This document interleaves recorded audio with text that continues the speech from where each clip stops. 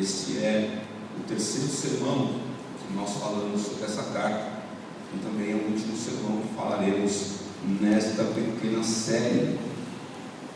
Uma carta tão pequena, com apenas 13 versículos, nos rendeu 3 mensagens, poderíamos render 6. Porque a palavra de Deus, ela é uma fonte inesgotável de conhecimento e de ensino. Mas nós vamos para o nosso objetivo. Nós vamos encerrar hoje esta série. Semana que vem iniciamos um outro momento, outro tema para o nosso culto. Deixa a palavra de Deus aberta na segunda carta de João, dos versos 5 ao verso 13. Segunda carta de João, versos 5 ao verso 13. E agora, Senhora, peço-te, não como se escrevesse mandamento novo, senão o que tivemos desde o princípio, que nos amemos uns aos outros. E o amor é este, que andemos segundo os seus mandamentos. Este mandamento, como ouvistes desde o princípio, é que andeis nesse amor, porque muitos enganadores têm saído pelo mundo fora, os quais não confessam Jesus Cristo vindo em carne. Assim é o enganador e o anticristo. Acautelai-vos para não perderdes aquilo que temos realizado com esforço, mas para receberdes completo galardão. Todo aquele que ultrapassa a doutrina de Cristo e nela não permanece, não tem Deus. O que permanece na doutrina, esse tem tanto o Pai como o Filho. Se alguém vem ter convosco e não traz essa doutrina, não o recebais em casa, nem lhe deis as boas-vindas, porquanto aquele que dá boas-vindas faz-se cúmplice das suas obras, mas ainda tinha muitas coisas que vos escrever. Não quis fazê-lo com papel e tinta, pois espero ir ter convosco e conversaremos viva voz, para que a nossa alegria seja completa. Os filhos da tua irmã eleita te saúdam. Vamos orar mais uma vez. Pai querido, lendo a tua palavra, queremos agradecer ao Senhor, porque ela é a palavra que supre a nossa necessidade. Ela é a palavra que nos alerta, é a palavra que nos ensina, é a palavra que nos aponta os limites da nossa vida cristã e nos torna, ó Deus, firmes, ó Deus, em Ti. A palavra que nos santifica. Queremos te agradecer e nessa noite pedimos, ó Deus, ilumina o nosso entendimento para que possamos compreendê-la, mas também, Deus, enche o nosso coração de desejo de cumprir esta palavra com toda a força do nosso coração. Assim que nós oramos no nome santo de Jesus. Amém. Temos trabalhado a segunda carta de João. O apóstolo João, ele tem uma característica interessante de escrever as suas cartas. Hoje pela manhã eu falei sobre a dificuldade do Evangelho de João, apesar de nós apontarmos que o Evangelho de João é o evangelho mais fácil para o novo crente, né? A gente tem essa tendência de dizer para o novo crente assim: olha, começa a ler João que é bem facinho. Aí quando ele abre 1 João, ele encontra lá, no princípio era o verbo, e o verbo estava com Deus, e o verbo era Deus. Aí ele fala assim: se isso é fácil, eu não sei o que é difícil. Isso não pode ser fácil, porque que negócio é esse de verbo? Verbo é aquela coisa que está lá na língua portuguesa e que eu nem gosto tanto. E agora o que esse verbo está fazendo aqui no Evangelho? O que esse verbo tem a ver com Jesus? E aí esse verbo agora é Deus, e aí ele vai ficar todo confuso, ele não vai entender muita coisa, e você está dizendo para ele que é começar pelo mais fácil, né? E ele então vai pensar assim: se o Evangelho de João é mais fácil, eu não vou conseguir entender a Bíblia nunca na minha vida, porque isso aqui já começou bem difícil. Observações à parte. O apóstolo João, ele tem, a todo tempo, ele vai falar sobre a divindade de Jesus. Ele vai falar sobre Jesus ter sido um homem 100% Deus e 100% homem.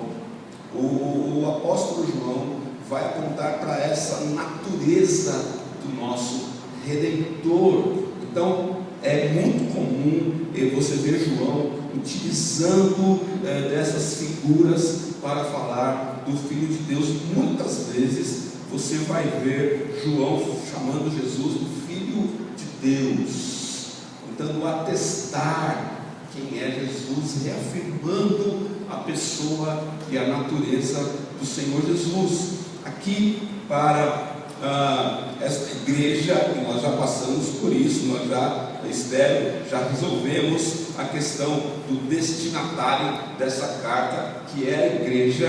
O apóstolo João vai tocar em um outro tema que a ele é muito caro e é muito frequente nas suas cartas, que é a comunhão ou o amor entre os irmãos. Ele vai por toda a primeira carta, que é maior do que a segunda, aliás, bem maior do que a segunda, ela tem 5 capítulos, e também do que a sua terceira carta, que também é uma carta curta, apenas 15 versículos.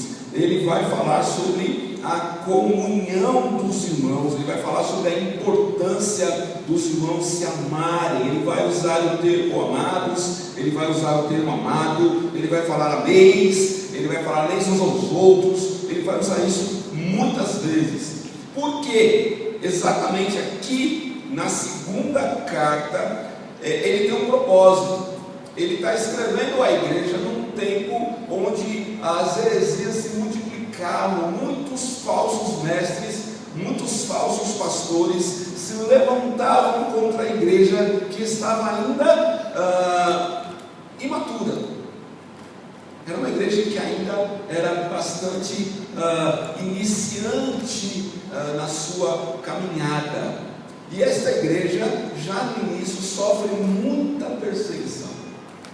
Esta igreja, desde o início, sofre muita resistência da sociedade. Nós talvez temos um olhar romântico sobre a igreja do Novo Testamento, que era uma igreja que tinha tudo em comum, que era uma igreja que vivia de casa em casa, que repartia o pão, mas nós nos esquecemos que, apesar dessa realidade, e isto era fato, era uma igreja que sofria uma perseguição ferrenha. Pessoas morriam de fato pelo simples motivo de confessarem a Jesus, Filho de Deus, ou Deus. Nós temos nos últimos tempos, talvez nos últimos poucos anos, reclamado que a igreja no Brasil tem sofrido uma perseguição como nunca antes. Quero dizer para vocês que nós estamos apenas no princípio das dores. Nós ainda não somos perseguidos porque nós falamos que Jesus é o Filho de Deus. Nós ainda não somos perseguidos porque assumimos que Jesus é Deus. Até porque o contexto que nós vivemos, a sociedade vai tentar nos impor que Deus na verdade não existe. Então pouco importa quem é o Filho de Deus, pouco importa quem é Deus. Se Deus não existe, você pode fazer o que você quiser. Talvez nós soframos um outro tipo de perseguição que talvez nós não estejamos esperando. A perseguição de que você pode servir a Deus do jeito que você quiser e você servir o Deus que você quiser, porque isso é bom e agradável para o seu próprio prazer. Talvez essa seja a perseguição que nós já estamos vivendo e ainda não percebemos.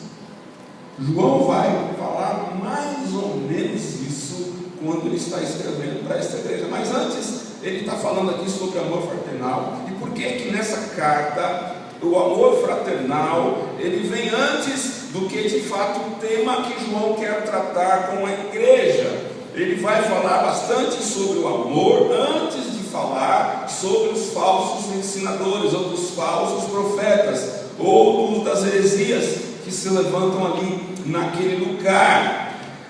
Eu entendo que João tem um objetivo muito específico para falar sobre o amor, porque para João, a arma da igreja contra os falsos ensinos está na manutenção do amor uns aos outros. Para João, o amor uns aos outros significa que nós estamos cuidando uns dos outros, que nós estamos protegidos pela comunhão da igreja. E assim, independente do que vai acontecer lá fora, independente dos falsos ensinadores ou das heresias que surgem na sociedade, nós aqui estaremos protegendo uns aos outros, nós aqui estaremos guardando uns aos outros, nós aqui estamos vivendo em comunhão. Porque João já deixa claro que tipo de amor ele está falando.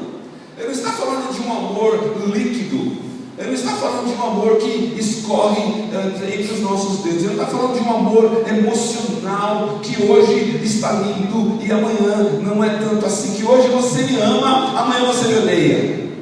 Irmãos, não estou falando de vocês não, tá? Eu estou falando aqui do contexto aqui. Você ama ou odeia seu marido lá durante a semana várias vezes, né? Não é disso que eu estou falando. Esse amor que a gente alimenta no coração, vem como aquela paixão, e você investe toda a sua vida, e você investe todo o seu tempo naquilo, e um dia você acorda e fala: não é isso que eu queria, não. Eu vou fazer outra coisa agora. Nós vivemos uma sociedade que tem, ou uma geração que tem um problema sério de terminar as coisas.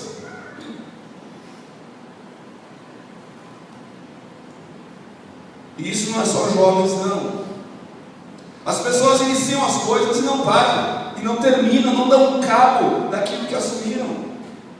As pessoas se empolgam muito fácil com as coisas. As pessoas, elas começam a produzir, começam a propagandear, e começam a postar lá no Facebook. Facebook existe ainda? Começam a postar lá no Instagram. Eu falo no Facebook ainda, rapaz, desculpa aí. Ela começa a postar nas redes sociais, ela começa a compartilhar lá no WhatsApp, e de repente ela olha e fala: não vou fazer mais isso não, vou fazer outra coisa. Você se apaixona por um pregador, e você diz: olha, esse pregador aí é de Deus, e eu quero seguir esse homem, eu vou ouvir esse homem todo dia, e de repente você ouve outro, e você fala: esse aí, aquele lá não era tão bom assim, vou ouvir esse agora, esse é melhor. Você vai numa igreja e você fala: olha que igreja joia, que igreja interessante, e eu quero estar lá, essa é a minha igreja. E daqui 2 meses você fala assim: não sei não, porque aquela outra lá tem aquilo ali que eu achei mais legal. Você começa a estudar a Bíblia, e você fala: não, eu vou ler a Bíblia toda. E você faz uma planilha, e você imprime lá um papel, e você compra um livro, e você imprime uma apostila, e você lá, e no 15 dias depois você fala assim: não dá não. Esse plano aqui é difícil, ele mandou eu ler 4 capítulos, aí eu vou procurar outro plano que me manda ler só 1 capítulo, porque 4 capítulos da Bíblia é demais para mim. Você começa a ver lá um trabalho da igreja que está desapontando, você fala assim: olha, eu vou fazer aquilo, olha, isso aqui é muito jóia, isso aqui é muito bacana, e aí fala para você assim: então tá bom, vem aqui que eu vou precisar de você tal dia, tal hora, e você fala assim: mas não quero não estou com vontade de fazer isso não, desse jeito assim eu não quero não, eu queria fazer de outro jeito. Qual jeito? Não sei, mas desse aí eu não gostei, eu não quero fazer desse jeito não. Nós vivemos essa geração. É claro que eu tenho certeza que eu não estou falando de vocês, eu sei disso, eu estou falando de outra igreja, não é a nossa não, isso aqui não acontece, nunca aconteceu e nunca vai acontecer, mas eu estou falando da geração em que nós vivemos, eu estou falando do desafio que nós enfrentamos nessa sociedade a qual nós vivemos hoje. Essa sociedade é assim, as coisas são líquidas, os prazeres são líquidos, os amores são líquidos, a gente não se importa em fazer as coisas, porque na verdade a gente não se importa com nada. Você sabe o que a gente se importa de verdade? A gente se importa em estar bem. Se eu estou bem, tá bom, ou tá bom. Se eu estou bem, tá bom. Eu falei do ai aqui um dia desses, vocês me pegaram, né? Eu estou falando bom também, tá? Interessante isso aqui. Essa é a grande verdade, irmãos. Mas aqui João então está dizendo para esta igreja: Senhora, eu te peço, não como se escrevesse um mandamento novo. Aliás, o que está escrito na palavra de Deus não é novo. Eu vou dizer para vocês, toda vez que me lembro da pregação daquele pastor que disse que a Bíblia precisa ser atualizada, me dá uma ira por dentro de mim, que eu não sei o que eu faço. João vai dizer: o que eu estou escrevendo para vocês não é mandamento novo, senão o que tivemos desde o princípio. João foi um homem privilegiadíssimo. João andou com Jesus. João caminhou com Jesus. João viu Jesus comer. João viu Jesus deitar para descansar um pouquinho. João viu Jesus chorando. João chorou com Jesus. João bebeu água com Jesus. João, quem sabe, ele foi lá servir água para Jesus. João, quem sabe, viu Jesus tomando banho no rio. João viu Jesus sendo preso pelos soldados romanos. João viu Jesus na cruz do Calvário. Mas João também viu Jesus ressuscitando ao terceiro dia. E ele aqui então vai dizer para a igreja: o que eu estou falando para vocês não é alguma coisa que eu inventei da minha cabeça, não é alguma coisa que eu acho que é bom para vocês, então eu vou começar a dizer que quem sabe dá certo. Não, o João está dizendo: o que eu vos escrevo não é mandamento novo, eu escrevo para vocês aquilo que nós ouvimos desde o princípio, que nos amemos uns aos outros. E que amor é este, João? Já que não é esse amor de eu ficar apaixonadinho, de eu ficar colocando o coraçãozinho lá no WhatsApp, no Instagram, de eu colocar lá a florzinha e a abelhinha. Não é esse amor. Que amor que é esse então, João? E ele vai dizer: o amor é este, que andemos segundo os mandamentos de Jesus.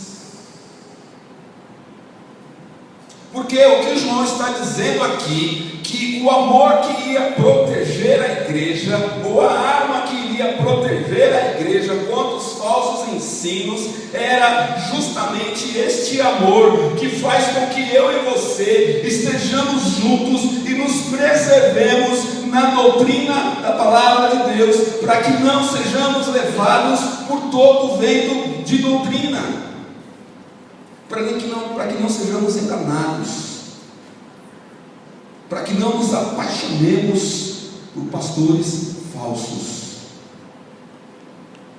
para que não nos encantemos com doutrina dos demônios, para que não negociemos a palavra de Deus. E isto, para João, só tinha um jeito de acontecer: na comunhão da igreja. Para João, só tem um jeito disso dar certo. Sabe como é que isso vai funcionar? Se vocês forem um, se vocês estiverem juntos, se vocês caminharem juntos, se vocês comerem juntos, se vocês saírem juntos, se vocês orarem juntos, se vocês cultuarem juntos, se vocês ligarem uns para os outros. João não tinha WhatsApp e também não tinha telefone. Tanto que no final da carta ele fala assim: eu tinha muita coisa para falar para vocês, mas já que não tem WhatsApp, eu quero ir com vocês face a face. Eu quero estar junto com vocês aí para ele sentar e bater papo. Essa semana eu vou ter uma chance de bater papo com alguém que eu quero muito fazer isso. Face a face, face to face, olho no olho, zóio no zóio, cara na cara, que eu posso abraçar, que eu posso dar as mãos para orar junto, que eu posso ver as lágrimas correndo, que eu posso ver a alegria no rosto, eu posso ver o sorriso estampado no rosto.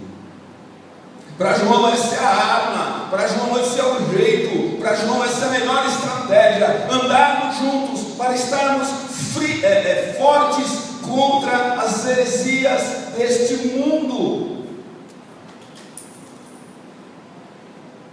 Você está achando que eu estou meio bravo hoje? Você não viu nada ainda. João vai avançar no que ele está falando aqui. Mas na verdade, o que João está fazendo, meu irmão? João está sendo pastor dessas ovelhas. João está dizendo para ele: meus irmãos, nós não temos que inventar muitas coisas para ser igreja. Meus irmãos, nós não temos que ficar inventando as coisas para que dê certo. Nós temos que fazer aquilo que já está na Bíblia para que nós façamos. Nós temos que ser igreja como Jesus disse que nós tínhamos que ser. Nós temos que obedecer e observar os mandamentos de Deus e vivermos uns com os outros. Eu não sei se você percebeu, espero que sim, porque essa é a ideia. Se você percebeu como eu tenho insistido a que nós vamos em comunidade.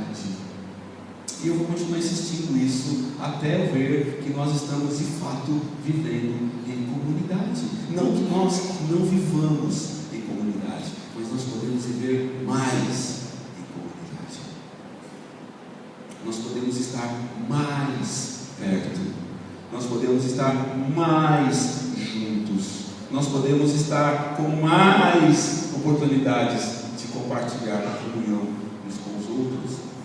E eu vou continuar insistindo nisso, porque eu quero ver a minha casa cheia, mas eu também quero encher a sua casa. É isso. Nós precisamos aprender a viver desse jeito, porque assim nós estaremos preservados, nós estaremos protegidos, nós estaremos, a palavra da moda hoje é blindado, né? Nós estaremos blindados contra falsos ensinos. E eu vou dizer uma coisa para você, meu querido irmão: como se multiplica o número de falsos mestres todos os dias.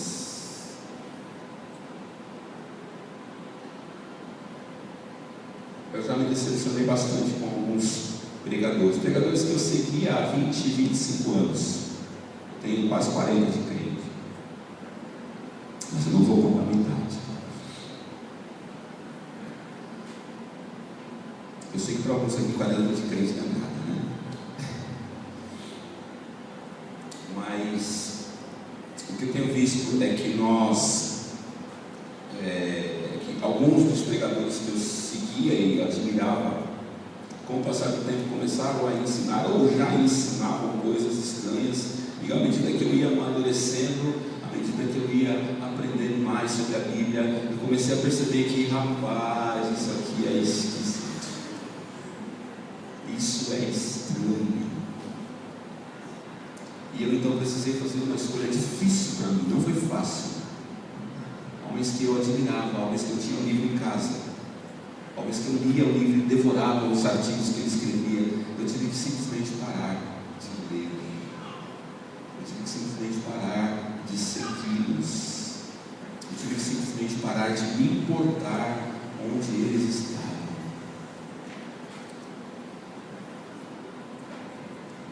Porque nós precisamos ser fiéis, nós precisamos guardar, ou precisamos andar segundo os mandamentos de Jesus.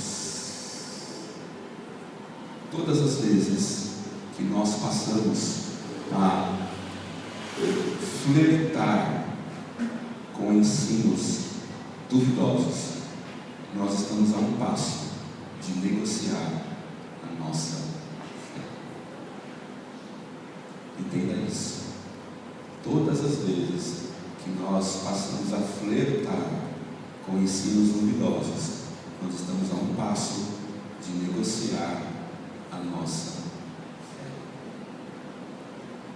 Porque Deus nos chamou para sermos firmes.